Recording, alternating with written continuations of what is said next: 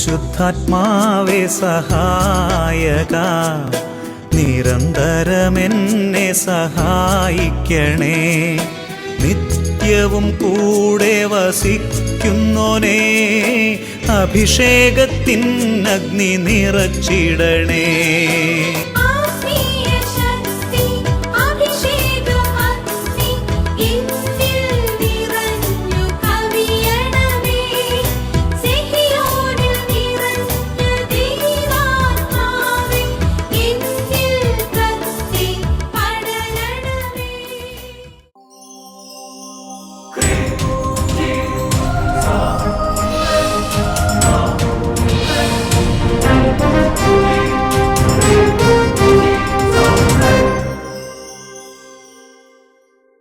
Praise the Lord. Praise the Lord. Hallelujah. Hallelujah. പ്രിയപ്പെട്ട ദൈവമക്കളെ, മീഡിയയിലൂടെ ദൈവരാജ്യത്തിൻ്റെ ശുശ്രൂഷകൾ ചെയ്യുമ്പോൾ കർത്താവ് ദൈവമക്കളെ മീഡിയയിലൂടെ അനുഗ്രഹിക്കുന്നുണ്ട് എന്നുള്ളത് ഒരു സത്യമാണ്. എൻ്റെ പേര് നിഖിൽ. ഞാൻ എറണാകുളം ചാത്തിയാത്തേടെ വഴിയെന്ന് വരുന്നത്. എനിക്കെന്ന് വെച്ച് കഴിഞ്ഞാൽ ഈ മാത്സും ഫിസിക്സ് ഒക്കെ പണ്ട് മുതലേ പോക്കായിരുന്നു. എന്ന് വെച്ചാൽ അത് പണ്ട് സ്കൂളിൽ പഠിക്കുന്ന കാലം തൊട്ട് ഹൈസ്കൂളൊക്കെ അല്ലേ, 8ാം ക്ലാസ് 9ാം ക്ലാസ് ഒക്കെ മാത്സും ഫിസിക്സ് ഒക്കെ പരീക്ഷയ്ക്ക് ജസ്റ്റ് പാസ്സായിരുന്നു. അപ്പം തന്നെ ഞാൻ തീരുമാനിച്ചു എഞ്ചിനീയറിംഗ് എൻട്രൻസും മെഡിക്കൽ എൻട്രൻസും വിട്ടെന്ന് വിചാരിച്ച്. പിന്നെ ആകെ ഉള്ളത് ഫാഷൻ ഡിസൈനിങ്. ഞാൻ നന്നായിട്ട് വരയ്ക്കുമായിരുന്നു. അപ്പോൾ ഫാഷൻ ഡിസൈനിങ്ങിൻ്റെ എൻട്രൻസ് NIFT എന്ന് വെച്ചാൽ നിഫ്റ്റിൻ്റെ national institute of fashion technology, ഇന്ത്യയിലെ തന്നെ ഏറ്റവും ബെസ്റ്റ് ഇൻസ്റ്റിറ്റ്യൂഷനാണ് ഫാഷൻ ഡിസൈനിങ്ങിൻ്റെ. അപ്പോൾ ഞാൻ വിചാരിച്ചു അങ്ങനെയാണെങ്കിൽ ഇപ്പോൾ മാത്സും ഫിസിക്സും പോയി, അപ്പോൾ ഇതെങ്കിലും ചെയ്യാമെന്ന് വിചാരിച്ച് അതിൻ്റെ എൻട്രൻസ് രജിസ്റ്റർ ചെയ്തിട്ട് ഞാൻ വിചാരിച്ചു വല്ല 100-200 പേരെ കാണത്തുള്ളൂ. അവിടെ കണ്ണൂരിൽ ചെന്നപ്പോൾ തന്നെ, കണ്ണൂരിലായിരുന്നു സെൻറ്റർ. അപ്പോൾ കണ്ണൂരിൽ ചെന്നപ്പോൾ തന്നെ നമ്മുടെ കോളേജിൽ നിന്ന് മെയിൻ റോഡ് വരെ മൊത്തം ക്യൂ ആണ് പിള്ളേരുടെ. അപ്പോൾ തന്നെ പകുതി ശ്വാസം പോയി. കാരണം ഭയങ്കര ജനക്കൂട്ടം. എനിക്ക് കിട്ടുമെന്നേ വിചാരിച്ചില്ല. പിന്നെ ആദ്യത്തെ 4 ലക്ഷം പേരാണ് എഴുതിയത്. അപ്പൊ കണ്ണൂരിൽ നിന്ന് തന്നെ ഇത്ര ഒരു 3000 പേരായിട്ടുണ്ടായി. പിന്നെ അതുപോലെ ഓരോ ജില്ലയിലും സെന്റർ ഉണ്ട്. ഇതുപോലെ എനിക്ക് കിട്ടിയത് കണ്ണൂരാന്നേ ഉള്ളു. അപ്പൊ ഇതുപോലെ എൻ്റെ മൊത്തം പോയെന്ന് തന്നെ വിചാരിച്ച്. ആദ്യം 2 എക്സാം ഉണ്ടായിരുന്നു ആദ്യത്തെ ദിവസം. അപ്പൊ ആദ്യത്തെ എക്സാം എഴുതിയപ്പോ തന്നെ ഞാൻ വിചാരിച്ച പോയി. കാരണം അതിനകത്ത് മാത്സ് ആയിരുന്നു കൂടുതലും വന്നത്. അപ്പൊ അങ്ങോട്ട് പോയത് അപ്പൊ വന്നതെല്ലാം അപ്പൊ ഞാൻ വിചാരിച്ച് എല്ലാം പോയി എന്ന് വിചാരിച്ച്. പിന്നെ ഒരു ഇന്റർവെൽ ഉണ്ടായി, ലഞ്ച് ബ്രേക്കിന് ഞാൻ ഫുഡ് കഴിക്കാതെ വിചാരിച്ച് അടുത്ത എക്സാമെങ്കിലും നന്നായിട്ട് എഴുതാന്ന് വിചാരിച്ച് യൂട്യൂബിൽ അഭിഷേകാഗ്നി ഉണ്ട്. അപ്പൊ ഭക്ഷണം കഴിക്കാതെ അഭിഷേകാഗ്നി കണ്ട്. അപ്പൊ ചെയ്തത് എന്താന്ന് വെച്ച് കഴിഞ്ഞാൽ ഞാനിരുന്ന് അഭിഷേകാഗ്നിയൊക്കെ കാണുന്ന കണ്ടു കഴിഞ്ഞാൽ ഒന്നാമത് കൂട്ടുകാർ നന്നായിട്ട് കളിയാക്കും. കാരണം എന്റെ സ്വഭാവം അവന്മാർക്ക് അറിയാവുന്ന. അതായത് എനിക്കെല്ലാം മനസ്സിലായി. ഇങ്ങനത്തെ കുട്ടികളാണ് ഈശോയുടെ കുട്ടികൾ. അപ്പൊ ഞാൻ അവന്മാരുടെ അടുത്തുനിന്ന് മാറി നിന്നിട്ട് പാട്ട് കേൾക്കുക എന്നുള്ള രീതിയിൽ ഇയർഫോണൊക്കെ വെച്ച് അഭിഷേകാഗ്നി ഉണ്ട്. ടെക്നിക്ക് എടുത്ത് എന്നിട്ട് ഞാൻ പോയി അടുത്ത എക്സാം എഴുതി. ഉച്ച കഴിഞ്ഞിട്ടായിരുന്നു. അത് നന്നായിട്ട് പെർഫോം ചെയ്യാൻ പറ്റി. വെള്ളം പോലെ. അതെന്താന്ന് വെച്ച് കഴിഞ്ഞാൽ ഇപ്പൊ ഒരു ടോപ്പിക് വന്നു കഴിഞ്ഞാൽ അതിനെക്കുറിച്ച് നമ്മൾ ഡിസ്ക്രൈബ് ചെയ്യണം, വരയ്ക്കണം. അതാണിത്. അപ്പൊ എന്റെ കൂട്ടുകാർക്ക് ആർക്കും പറ്റാഞ്ഞിട്ടാണെങ്കിലും എനിക്ക് നന്നായിട്ട് അത് ചെയ്യാൻ പറ്റും. വെള്ളം കുടിക്കുക, ഇവൻ വെള്ളം പോലെ എല്ലാം ചെയ്തു. എന്റെ കയ്യിൽ ആരോ പിടിച്ച് വരയ്ക്കുന്ന പോലെ കറക്റ്റ് വരയ്ക്കാൻ പറ്റി. അപ്പൊ ഞാൻ വിചാരിച്ച് കുഴപ്പമില്ല. പിന്നെ വീട്ടിൽ ചെന്നപ്പോ വീട്ടുകാര് എങ്ങനെയുണ്ടായ എൻട്രൻസ് എന്ന് ചോദിച്ചു. പിന്നെ ഇത്രയും കാശ് മുടക്കി ഇങ്ങോട്ട് വന്നല്ലേ എന്ന് പറഞ്ഞ് ഞാൻ പറഞ്ഞ കുഴപ്പമില്ലായിരുന്നില്ല, ചെയ്തു വെച്ചിട്ടുണ്ടെന്ന് പറഞ്ഞ് വീട്ടുകാരെ സമാധാനിപ്പിക്കാൻ വേണ്ടിയിട്ട്. പക്ഷെ ആദ്യത്തെ എക്സാം പോയി കിടക്കുമായിരുന്നു. പിന്നെ ആദ്യത്തെ ടെസ്റ്റിന്റെ റിസൾട്ട് വന്ന് ഞാൻ ഭാഗ്യത്തിന് സെലക്ട് ആയി. അപ്പൊ തന്നെ എനിക്ക് പകുതി വിശ്വാസം വന്ന്. അപ്പൊ അടുത്ത ഇത് വന്നപ്പോ ഞാൻ വിചാരിച്ച് അങ്ങനെയാണെങ്കിൽ ആദ്യത്തെ അഭിഷേകാഗ്നി കണ്ടപ്പോ വർക്കായതല്ലേ എന്ന് പറഞ്ഞ് ഇപ്പൊ അടുത്ത എക്സാമിന് മുമ്പും അഭിഷേകാഗ്നി പ്ലേ ചെയ്ത് ഇതുപോലെ തന്നെ. അപ്പൊ അടുത്തതിനകത്തും ഇതുപോലെ എന്താന്ന് വെച്ച് കഴിഞ്ഞാൽ അടുത്തത് മോഡൽസ് ഉണ്ടാക്കാനായിരുന്നു.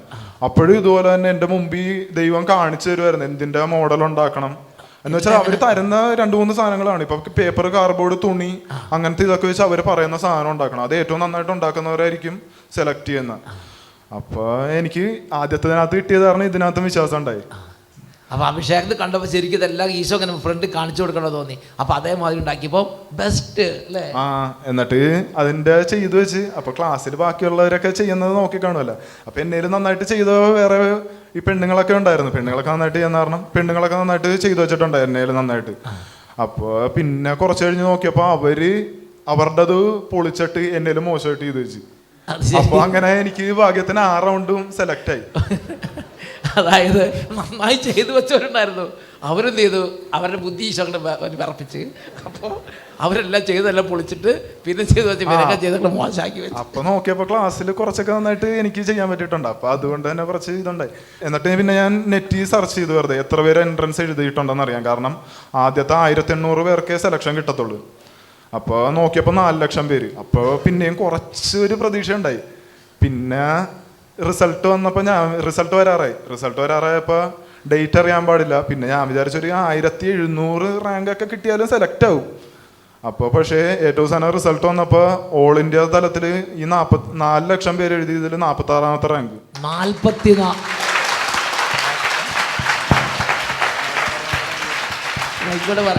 46ാമത്തെ റാങ്ക് ഈ 4 ലക്ഷം പേര് എഴുതിയില്ല. ഞാൻ 2-3 തവണ പേജ് റീലോഡ് ചെയ്ത് നോക്കി എന്റെ തന്നെ ആണാന്നറിയാൻ വേണ്ടിട്ട്. എന്നിട്ട് അത് തന്നെ 46ാമത്തെ റാങ്ക് കിട്ടി. അങ്ങനെ ഇന്ത്യയിലെ തന്നെ ഇപ്പൊ ഏറ്റവും ബെസ്റ്റ് കോളേജാണ് നിഫ്റ്റ്. അപ്പൊ നിഫ്റ്റി തന്നെ അഡ്മിഷനും കിട്ടി. ഫാഷൻ ടെക്നോളജി ഇന്ത്യയിലെ ഏറ്റവും ബെസ്റ്റ് കോളേജ് നോക്കത്. കർത്താവ് ആ അഭിഷേകം കണ്ടപ്പോ കുട്ടീനെ നേരത്തെ ഒന്നും അധികം കാണില്ലായിരുന്നല്ലേ? ഇല്ല, നേരത്തെ അങ്ങനെ യൂട്യൂബിലൊന്നും കാണത്തില്ലായിരുന്നു. മൊബൈലിൽ യൂട്യൂബിൽ പാട്ടൊക്കെ കേൾക്കുമെന്നല്ലാതെ. അത് കൂട്ടുകാര് ഇത് ഞാൻ കാണാൻ വേണ്ടി കഴിഞ്ഞാൽ എന്നെ കളിയാക്കുമെന്ന് ഉറപ്പാണ്. അത് കാരണം ഞാൻ അവന്മാര് ഫുഡ് കഴിക്കാൻ പോയ സമയത്ത് ഞാൻ മാറി നിന്നിട്ട് ഇത് കാണുമായിരുന്നു. അപ്പൊ അങ്ങനെ അന്ന് ഫുഡ് അടിച്ചവരൊക്കെ വെറുതെ ഫുഡ് അടിച്ചു പറഞ്ഞിട്ടുണ്ട്. ഇവന് തക്ക സമയത്ത് ഈശോ ബുദ്ധി കൊടുത്ത്, തക്ക സമയത്ത് ഈശോ പറഞ്ഞു, ഇപ്പം നീ ഫുഡ് അടിക്കാൻ നിൽക്കണ്ട, ഇപ്പം നീ അഭിഷേകത്തിന് കാണ്. ഇപ്പം അഭിഷേകത്തിന് കണ്ട പിന്നീട് നിനക്ക് ഇന്ത്യയുടെ എല്ലാ പട്ടണങ്ങളിലും പോയി ഭക്ഷണം കഴിക്കാം, അതുപോലെ നിനക്ക് ജോലി കിട്ടും. അവൻ ദൈവത്തെ അനുസരിച്ച് പരിശുദ്ധാത്മാവ് അവനെ സഹായിച്ചു. ഇവൻ്റെ പാരൻസ് അഭിഷേകത്തിന് കാണുന്നവരായിരിക്കും അല്ലേ? ആ പാരൻസ് ഡെയിലി എന്നുള്ള രീതിയിൽ കാണും. അമ്മയാണ് മെയിനായിട്ട്. അപ്പൊ അവരിൽ നിന്നാണ് ഈ സുഹൃതം മോന് പകർന്നു കിട്ടിയത്. അതും എക്സാമിന് മുമ്പ് അഭിഷേകിനെ കാണണമെന്ന് പറഞ്ഞായിരുന്നു. പക്ഷെ കാണാതെയാണ് ഞാൻ ആദ്യത്തെ പരീക്ഷ എഴുതിയത്. പിന്നെ ആ വീട്ടിൽ ചെല്ലുമ്പോൾ അമ്മ എന്തായാലും ചോദിക്കും, കണ്ടാന്ന് ചോദിക്കും. അപ്പൊ അങ്ങനെയും കൂടെയാണ് ആദ്യത്തെ തവണ ഈ ലഞ്ച് ബ്രേക്കിന് പോയി കണ്ടത്. പിന്നെ അമ്മയുടെ സ്നേഹമൊക്കെ ഓർത്താവുന്ന ശരി, അമ്മ പറഞ്ഞല്ലേ. അതുപോലെ തന്നെ പിന്നെ ആ എക്സാം കഴിഞ്ഞപ്പോൾ മുതൽ ഹോൾ ടിക്കറ്റ് ആരാധനയുടെ സമയത്ത് മുട്ടിച്ച് പ്രാർത്ഥിക്കുമായിരുന്നു. പിന്നെ എപ്പോ പോയാലും യേശുനാഥത്തിന്റെ ശക്തി. 46ാമത്തെ ഈ 4 ലക്ഷം പേര് കൂട്ടുകാർ അറിഞ്ഞപ്പോ കൂട്ടുകാർക്ക് അതിശയം തോന്നി. അവര് വണ്ടടിച്ചത് കാരണം അവരുടെ കൂട്ടത്തിൽ മാത്സിന് ജസ്റ്റ് പാസ് അല്ലെങ്കിൽ 2 മോഡലിനൊക്കെ പൊട്ടി. മോഡലിന് 2നും പൊട്ടി. അപ്പൊ ബാക്കി മാത്സിനും ഫിസിക്സിനും മോഡലിന് 2ാമത്തെ മോഡലിന് പൊട്ടി. അത് ശരി. അപ്പൊ അങ്ങനെ നിൽക്കുമായിരുന്നു. അപ്പോഴാണ് ഇതേപോലെ 46ാമത്തെ റാങ്കില്. അതും അവര് ഈ ടൈമിന് ഇപ്പൊ അഡ്മിഷന് വേണ്ടി ഓടി നടക്കുക. പക്ഷെ എനിക്ക് ദൈവത്തിന്റെ അനുഗ്രഹം കൊണ്ട് നേരത്തെ തന്നെ അഡ്മിഷൻ റെഡിയായി. അത് ഏറ്റവും നല്ല ഇൻസ്റ്റിറ്റ്യൂട്ട് തന്നെ എന്നൊക്കെ പറഞ്ഞാൽ ഏറ്റവും നന്നായി പഠിച്ചോണ്ടിരുന്നവർക്ക് പരക്കം പാഞ്ഞ് നടക്കുകയാണ് ഇപ്പൊ. പക്ഷേ ഇവർ നേരത്തെ അവരിങ്ങോട്ട് വിളിച്ചത് ഇനി എവിടെ പോകണ്ട, ഏറ്റവും ബെസ്റ്റ് ഇവിടെ തന്നെ നീ വരണം എന്ന് പറഞ്ഞ് ഇവനെ VIP കൊണ്ടുപോകണ മാതിരി അപ്പോൾ കൊണ്ടുപോകണം.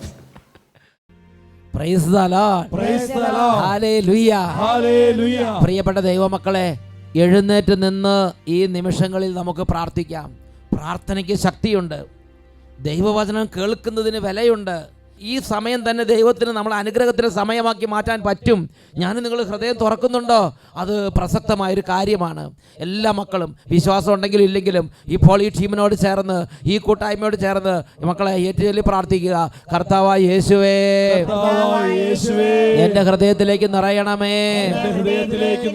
കർത്താവായ യേശുവേ, ഇപ്പോൾ വചനം കേൾക്കുന്ന എല്ലാ കുട്ടികളെയും യുവതി യുവാക്കന്മാരെയും യുവാക്കന്മാരെയും യുവതി യുവാക്കന്മാരെയും സർവ്വ കുടുംബങ്ങളെയും സമർപ്പിതരെയും വൈദികരെയും എല്ലാവരെയും അനുഗ്രഹിക്കണമേ. നാനാജാതി മതസ്ഥരെ അനുഗ്രഹിക്കണമേ. ലോകം മുഴുവനെ അനുഗ്രഹിക്കണമേ. കുടുംബങ്ങളെ അഭിഷേകം ചെയ്യണമേ. അന്ധകാര പീഡകളിൽ നിന്ന് മക്കളെ രക്ഷിക്കണമേ. ഹല്ലേലൂയ. രണ്ട് കരങ്ങൾ ഉയർത്തി കുറച്ചു നേരം ഉച്ചത്തിൽ സ്തുതിക്കുന്നു. ഹല്ലേലൂയ. പിതാവേ, പിതാവേ, ഈ കുടുംബങ്ങളെ അങ്ങയുടെ നാമത്തിൽ ആശീർവദിക്കുന്നു. ഈ കുടുംബങ്ങളിൽ അന്ധകാരങ്ങൾ മാറട്ടെ. കുടുംബങ്ങളിൽ നിന്ന് പൈശാചിക വിട്ടുമാറി പോകട്ടെ. നിരാശകൾ മാറട്ടെ. ഓ തലമുറയുള്ള വിനാശങ്ങൾ ഇപ്പോൾ വിട്ടുമാറി പോകട്ടെ. ഓ വിദ്യാർത്ഥിയുടെ അനുഗ്രഹം പ്രാപിക്കട്ടെ. കർത്താവിന്റെ അത്ഭുത ശക്തി ഇപ്പോൾ കുടുംബങ്ങളിലേക്ക് ആവസിക്കട്ടെ. Glory, glory, glory. ഓ ദൈവമേ, ഇടപെടണമേ. അവിടുത്തെ അത്ഭുതങ്ങളെ ചെയ്യണമേ. അവിടുത്തെ കൃപകളെ വർഷിക്കണമേ. യേശുവേ ആരാധന, ആരാധന, ആരാധന, ആരാധന. യേശുവേ ആരാധന, ആരാധന, ആരാധന. യേശുവേ ആരാധന, ആരാധന, ആരാധന. Hallelujah, hallelujah, hallelujah, hallelujah, hallelujah. യേശുവേ ആരാധന, ആരാധന. യേശുവേ ആരാധന. യേശുവേ നന്ദി. യേശുവേ സ്തുതി. യേശുവേ സ്തോത്രം. Praise the Lord. Praise the Lord. Hallelujah. Hallelujah. സ്വസ്ഥാനങ്ങളിലേക്ക് നമുക്ക് ഇരിക്കാം. പ്രിയപ്പെട്ട ദൈവമക്കളെ, നാം ഓരോ പ്രവൃത്തികളും ഈ ഭൂമിയിൽ ചെയ്യുമ്പോൾ നമ്മുടെ ദൈവത്തിൻ്റെ സന്നിധിയിൽ അതിനനുകൂലമായോ അതിന് എതിരായോ സംസാരിക്കുന്ന പ്രതിഭാസങ്ങൾ ഉണ്ട് എന്ന് ദൈവവചനം പഠിപ്പിക്കുന്നുണ്ട്. വിശുദ്ധലേഖനം പരിശോധിച്ചപ്പോൾ നിരവധി ഭാഗങ്ങളിൽ അങ്ങനെയുള്ള കാര്യങ്ങളെക്കുറിച്ച് രേഖപ്പെടുത്തപ്പെട്ടിട്ടുണ്ട്. അതിലൊരു 4 മേഖലകളാണ് ഇന്ന് നമ്മുടെ പരിചിന്തനത്തിന് വേണ്ടി നാം എടുക്കുന്നത്. ആദ്യമായി ദൈവസന്നിധിയിൽ നമുക്കെതിരെ സംസാരിക്കുന്നത് നാം അധിവസിക്കുന്ന ഈ പ്രപഞ്ചം തന്നെയാണ്. ആകാശവും ഭൂമിയും എനിക്കെതിരെ ദൈവസന്നിധിയിൽ ശബ്ദമുയർത്തും. ഈ സൃഷ്ടപ്രപഞ്ചം എനിക്കെതിരെ ഉയരും. നമ്മൾ ഒരു പാപം ചെയ്യുമ്പോൾ നമ്മുടെ വിചാരം എന്താ? വേറെ ആരും അറിഞ്ഞിട്ടില്ല എന്നുള്ളതല്ലേ. ഞാൻ ഓർക്കുന്നുണ്ട്, പണ്ട് എന്നോട് ഒരു കോണ്ടാക്ട് സർട്ടിഫിക്കറ്റ്, ഒരു സ്വഭാവ സർട്ടിഫിക്കറ്റ് എഴുതി കൊടുക്കാൻ വേണ്ടി ഒരാൾ വന്നു. ഞാൻ സ്വഭാവ സർട്ടിഫിക്കറ്റ് എഴുതുമ്പോൾ ഉള്ള സ്വഭാവമല്ല നമുക്ക് എഴുതാൻ പറ്റുള്ളൂ.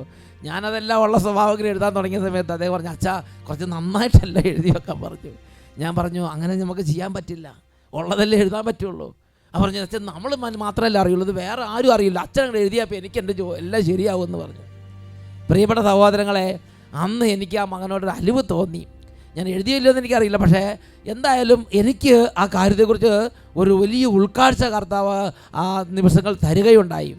അതായത് ലോകത്തിൽ വേറെ ആരും അറിഞ്ഞില്ലെങ്കിലും നമ്മൾ മാത്രം ചെയ്യുമ്പോൾ ഞാൻ ഇരിക്കുന്ന ആ മേശയും ഞാൻ ഏത് മുറിയിരുന്ന് എഴുതുന്ന ആ ഭിത്തിയും എനിക്കെതിരെ ദൈവസന്നിധിയിൽ സാക്ഷി നൽകും. ദേ ഈ അച്ഛനെ ഇങ്ങനെ എഴുതിയിട്ടുണ്ട് എന്ന് എനിക്കെതിരെ ആ മേശയും ആ ഭിത്തിയും സാക്ഷി നൽകുമെന്ന് ദൈവത്തിൻ്റെ വചനം വെളിപ്പെടുത്തൽ നൽകുന്നുണ്ട്. ഹബക്കൂക്ക് പ്രവാചകന്റെ പുസ്തകം 2-ാം അധ്യായം അതിൽ 11-ാം തിരുലിഖിതം. ഭിത്തിയിൽ നിന്ന് കല്ല് വിളിച്ചു പറയും, മേൽക്കൂരയിൽ നിന്ന് തുലാം മറുപടി പറയും. ഭിത്തിയിൽ നിന്ന് കല്ല് വിളിച്ചു പറയും, മേൽക്കൂരയിൽ നിന്ന് തുലാം അത് ഉച്ചത്തിൽ ഉദ്ഘോഷിക്കും. ഇതെങ്ങനെയൊക്കെ സംഭവിച്ചിട്ടുണ്ട്. നമ്മുടെ വിചാരം എന്താ? ഭിത്തി നമ്മളെ മറയ്ക്കുന്നു, വേറെ ആരും കാണുന്നില്ല, ഇരുട്ടെനിക്ക് മറയാണ്. പ്രഭാഷകന്റെ പുസ്തകം 23-ാം അധ്യായം 18-ാം വാക്യത്തിൽ മനുഷ്യ മനസ്സിൻ്റെ ഉള്ളിൽ കിടക്കുന്ന ഒരു പ്രതിഭാസത്തെ വെളിപ്പെടുത്തുന്നുണ്ട്. പ്രഭാഷകൻ 23:18, ബുക്ക് ഓഫ് സിറ ചാപ്റ്റർ 23 വേഴ്സ് 18.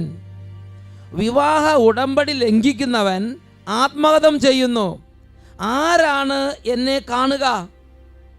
ഇരുട്ട് എനിക്ക് മറയാണ്, ഭിത്തികൾ എന്നെ ഒളിപ്പിക്കുന്നു, ആരും എന്നെ കാണുന്നില്ല, ഞാൻ എന്തിന് പേടിക്കണം?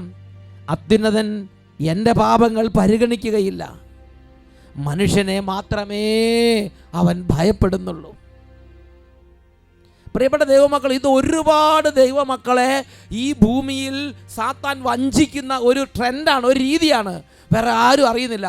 ഇത് ഞങ്ങൾ രണ്ടുപേരും മാത്രമേ അറിയുന്നുള്ളൂ, അല്ലെങ്കിൽ ഒരു 3-4 പേര്, ഈ ഒരു ടീം മാത്രമേ അറിയുന്നുള്ളൂ. ഭിത്തി എനിക്ക് മറയാണ്, ഇരുട്ടെനിക്ക് സങ്കേതമാണ്, ഒരു കുഴപ്പമില്ല, രഹസ്യമായിരിക്കുന്നു, പരമരഹസ്യമായിരിക്കുന്നു.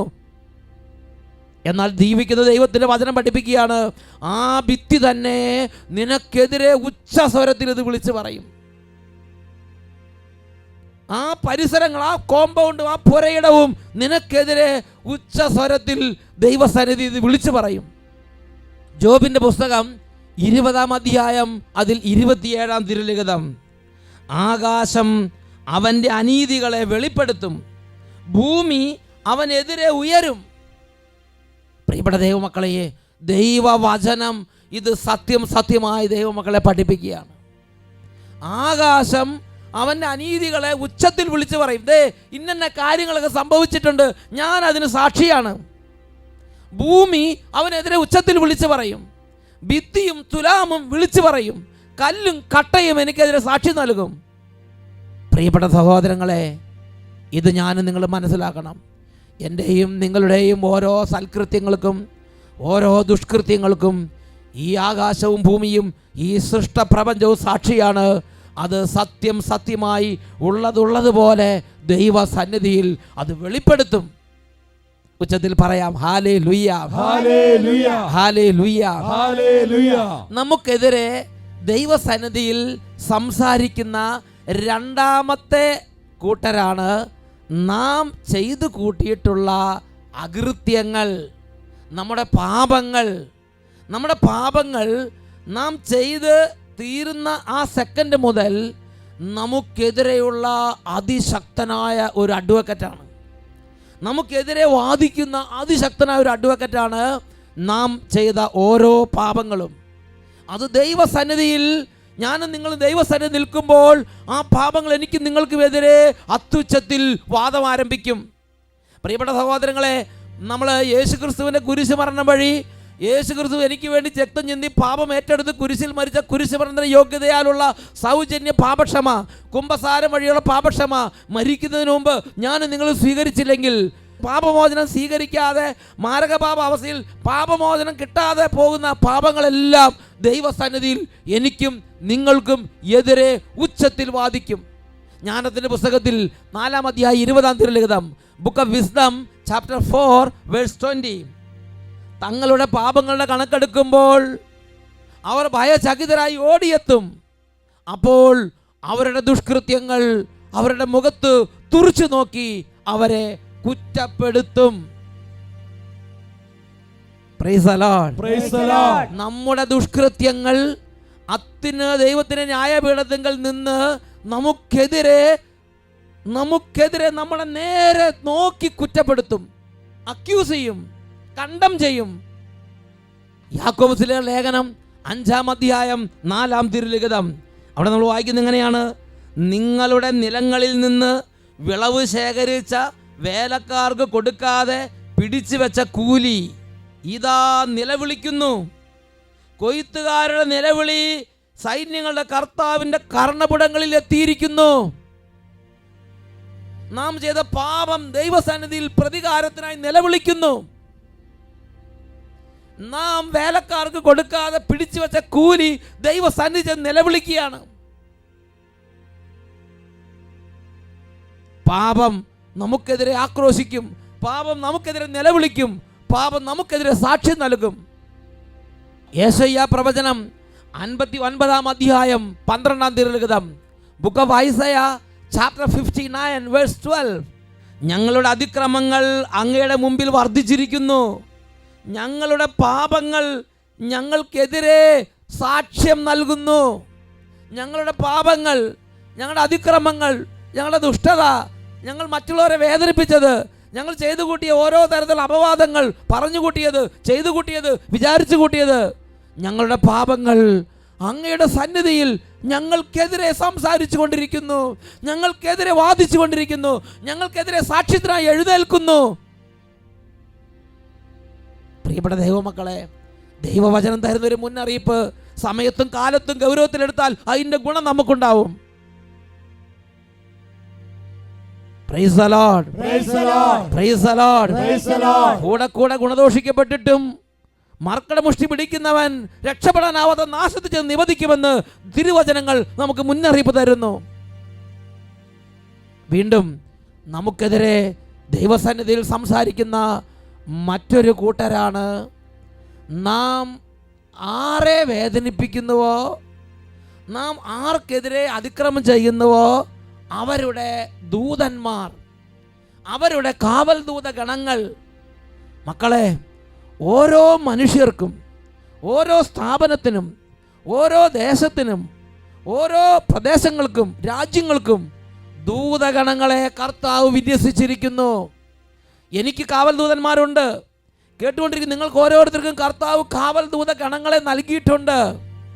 ഞാൻ നിങ്ങൾ ഒരു തെറ്റ് ചെയ്യുമ്പോൾ, ഞാൻ നിങ്ങൾ ഒരാളെ വേദനിപ്പിക്കുമ്പോൾ ആ വ്യക്തിയുടെ കാവൽ ദൂതൻ സ്വർഗസ്ഥനായ പിതാവിൻ്റെ സന്നിധിയിൽ ചെന്ന് എനിക്കെതിരെ ആരാണോ വേദനിപ്പിക്കുന്നത് ആ വ്യക്തിക്കെതിരെ കേസ് ഫയൽ ചെയ്യാണ്. ഇതേ നോക്ക്, ഇതാ എൻ്റെ ആളെ എങ്ങനെ ചെയ്യുന്നത് കണ്ടില്ലേ? ആ കാവൽ ദൂതൻ നമുക്കെതിരെ പിതാവിൻ്റെ സന്നിധി വാദിക്കുകയാണ്. ഈ സത്യം നമ്മുടെ രക്ഷകനായ യേശു തന്നെയാണ് പഠിപ്പിച്ചിട്ടുള്ളത്. വിശുദ്ധ മത്തായിയുടെ സുവിശേഷം 18-ാം അധ്യായം 10-11 തിരുലിഖിതങ്ങൾ, മാത്യു ചാപ്റ്റർ 18 വേഴ്സസ് 10 and 11. ഈ ചെറിയവരിൽ ആരെയും നിന്ദിക്കാതിരിക്കാൻ സൂക്ഷിച്ചുകൊള്ളുവീൻ.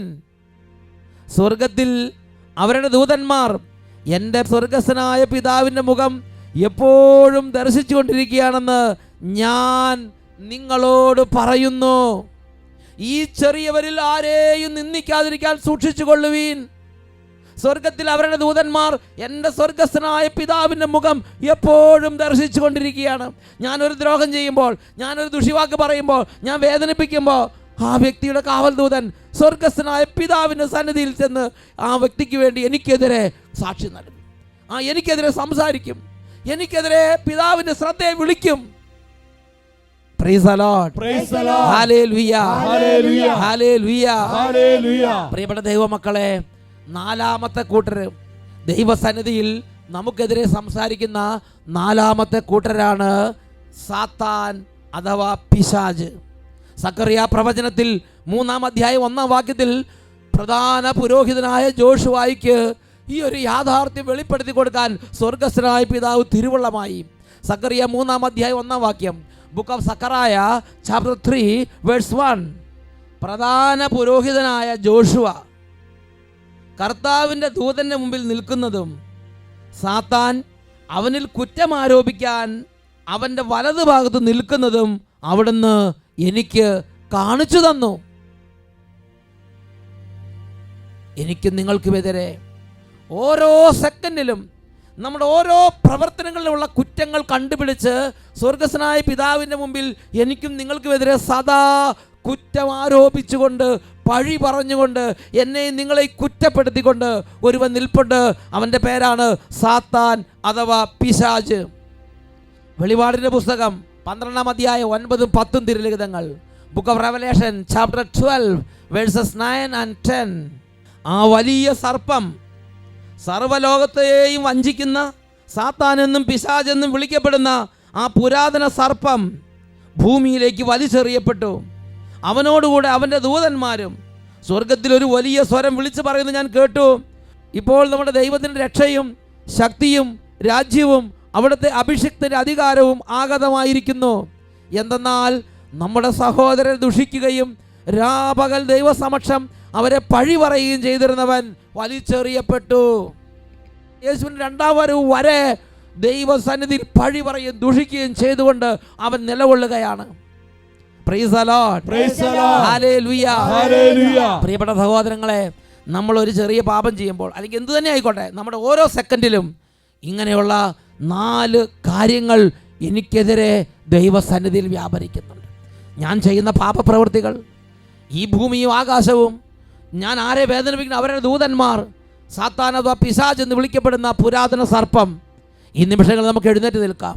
ഓരോ സെക്കൻഡിൽ നമ്മൾ ശ്രദ്ധയുള്ളവരായിരിക്കണം. ഈശോ നിരവധി തവണ ഉത്ബോധിപ്പിച്ചിട്ടുണ്ട്, നിങ്ങൾ ജാഗരൂകരായിരിക്കുവിൻ, നിങ്ങൾ ശ്രദ്ധയുള്ളവരായിരിക്കുവിൻ. 2 കരങ്ങൾ സ്വർഗത്തിലേക്ക് ഉയർത്താം. ദൈവമേ, കൈവിട്ട ജീവിതം നയിക്കാതെ, അശ്രദ്ധമായി ജീവിക്കാതെ, സാധിക്കുന്നത് പോലെ ശ്രദ്ധിച്ച് ഓരോ കാര്യങ്ങളും ചെയ്യാൻ, മറ്റുള്ളവരെ അധികം ബുദ്ധിമുട്ടിക്കാതെയും നരകിപ്പിക്കാതെയും ദുഃഖിപ്പിക്കാതെയും ദൈവസന്നിധിയിൽ നീതിനിഷ്ഠമായ ഒരു ജീവിതം നയിക്കാൻ ഞങ്ങൾ അനുഗ്രഹിക്കണമേ. അതിനൊരു നല്ല ഹൃദയം തരണമേ. ഞങ്ങളുടെ ഹൃദയത്തെ ഒന്ന് കഴുകണമേ. ഞങ്ങളുടെ ആത്മാവിനെ ഒന്ന് വെടിപ്പാക്കണമേ. ഒരു ദാഹം തരണമേ, ഒരു ആഗ്രഹം തരണമേ. രണ്ട് കരങ്ങൾ ഉയർത്തി ഉച്ചത്തിൽ സ്തുതിക്കുന്നു. Hallelujah, hallelujah. ഓ യേശുവേ, തിരുരക്തം കൊണ്ട് എൻ്റെ ഹൃദയം കഴുകണമേ. ജാഗ്രതയുള്ള ഹൃദയം തരണമേ. ജാഗരൂകമായ ഹൃദയം നൽകണമേ. വിശുദ്ധിയുള്ള ഹൃദയം തരണമേ. ഉണർവുള്ള ഹൃദയം തരണമേ.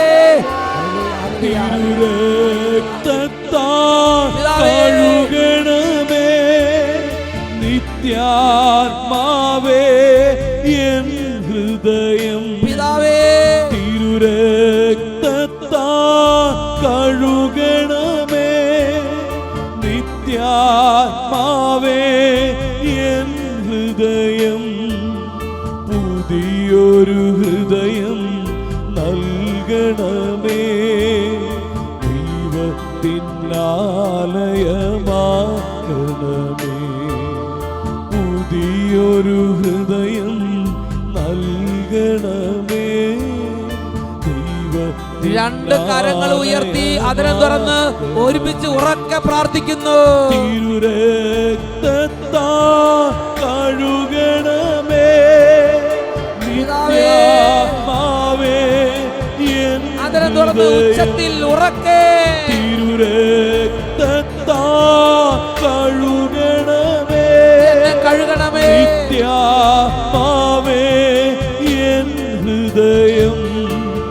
പുതിയൊരു ഹൃദയം നൽകണമേ. ദൈവത്തിനാലയമാകണമേ.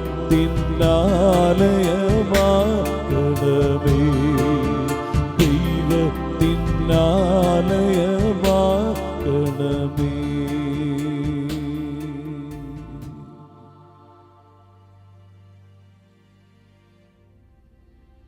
Praise the Lord. Praise the Lord. Hallelujah. Hallelujah.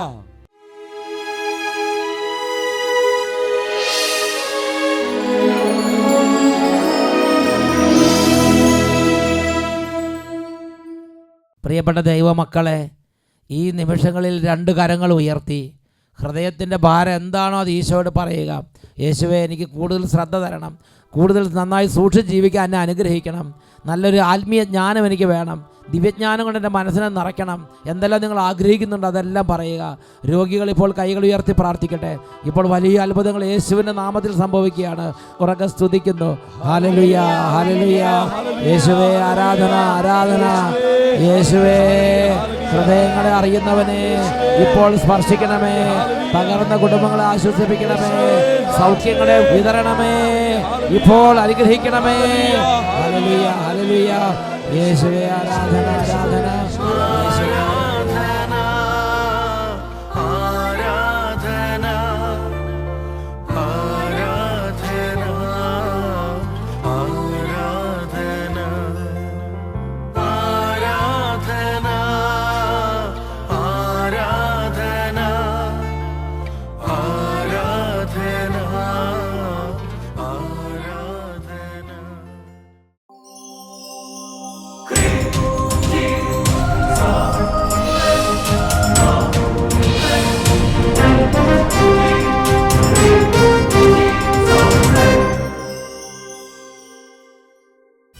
സർവശക്തൻ കൂടെയുണ്ട്, ദൈവശക്തി എന്നിലുണ്ട്. ദൈവ പൈതൽ ഞാൻ ഭയപ്പെടില്ല, അത്യുന്നതൻ കരം കൂടെയുണ്ട്. സർവശക്തൻ കൂടെയുണ്ട്, ദൈവശക്തി എന്നിലുണ്ട്. ദൈവ പൈതൽ ഞാൻ ഭയപ്പെടില്ല, അത്യുന്നതൻ കരം കൂടെയുണ്ട്. താതന്റെ വാഗ്ദാനമേ, പരിശുദ്ധ റൂഹായേ, ഉന്നത ശക്തിയെ, നിത്യസഹായക ഞങ്ങൾ